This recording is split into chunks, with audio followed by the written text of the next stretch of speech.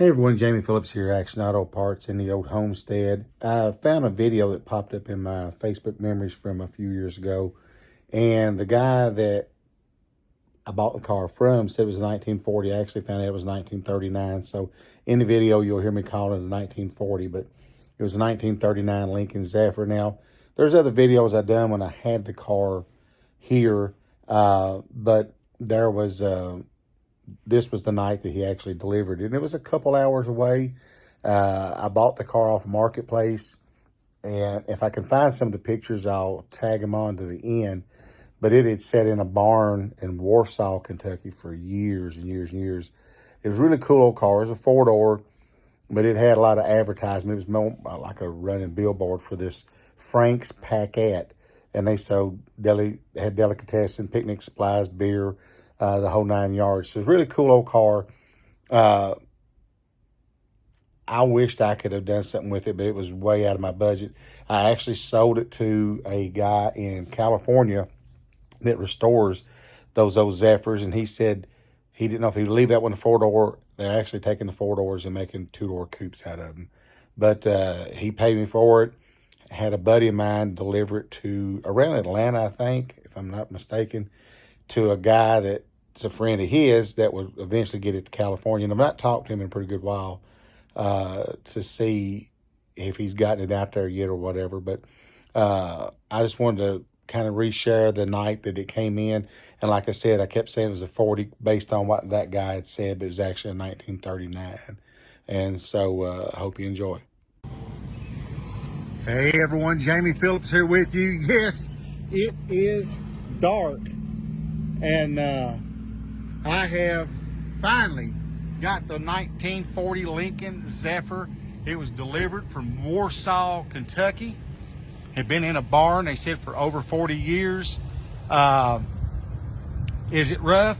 Yeah, it is. Is it cool? You dang skippy. Yeah, Frank's Packette, big liquor store, was up in Florence, Kentucky back in the day. Didn't know it till we done got it here, but both fender skirts are in the car. So that is a big, big plus. But just look at it. 1940. I'm so thankful brother came out because it slid off to his real narrow ramps that the guy delivered it. So we had to hook our trucks behind it so they could get pulled out from underneath of it. But the floors are bad. The frame's got a bad spot. But a lot of the sheet metal looks solid. It's just got some dents in it. But the patina of Frank's Packette on all that, and then up on the front fender, I'll get over here, and it says picnic supplies.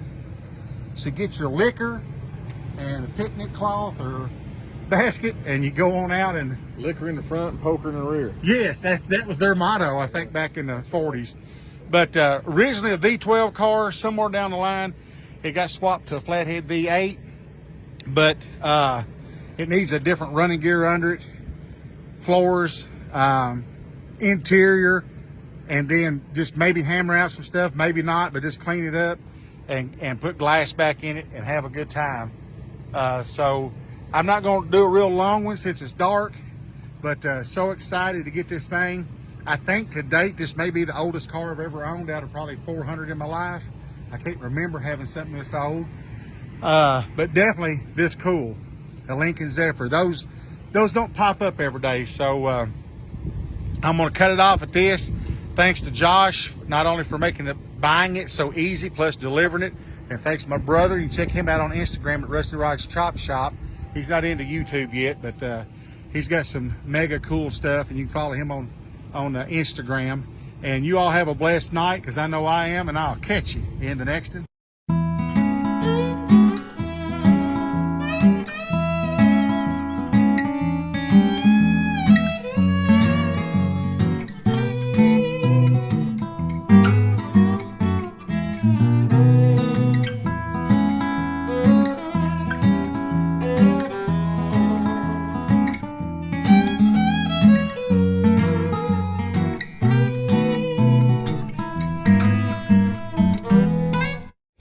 So there's a few pictures when it was actually at the place I bought it from.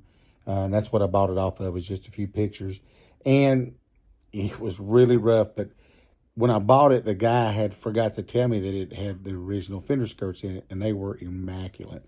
But disclosure on the deal, he was only asking $500 for the car, and he didn't want to see it get crushed. But they had to clean this farm up. They had contracted with the people to get the barn cleaned out and stuff like that. So I gave him the $500 for the car, and I gave him $250 if he would deliver it.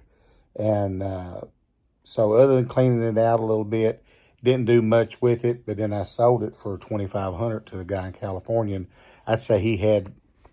I know he gave my buddy $1,000 to take it down south, and then whether his buddy charged him to take it out there or not. So that's a pretty good investment. I feel like he would do something with it. Hope so, and I hope I get to see somewhere in the future some great transformations of the old car. But owning a '39 Lincoln Zephyr was probably something I'll never get to do again. Only one I've ever owned in my life, so I was blessed to get to do that. So if you don't care, just give me a thumbs up, please, and leave a comment and subscribe. And Axel, anything you want to say to him? He's not hardly as vocal sometimes as Barney. But I hope y'all had a blessed Christmas. Real quick update. I know I'm jabbering.